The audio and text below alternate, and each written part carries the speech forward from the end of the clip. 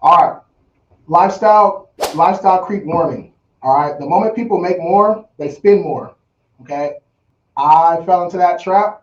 All right, that's something that I have to work on every single day. All right, so everyone has to go through this. So the more you make, right, for some reason, okay, as humans, the more we spend.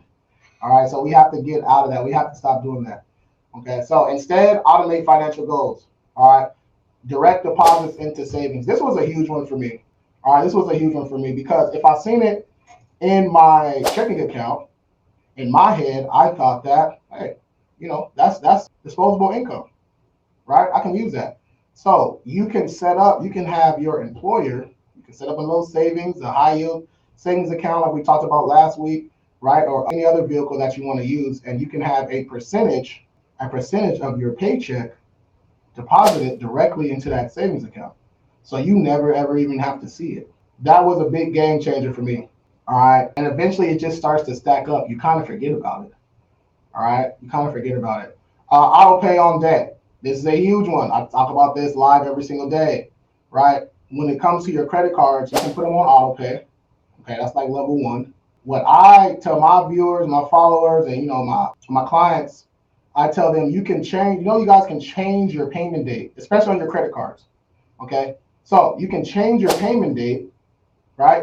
So we change our payment date to 3 days before our statement date or our closing date, right? So your payment date or your due date, that's when your minimum payment is due. All right.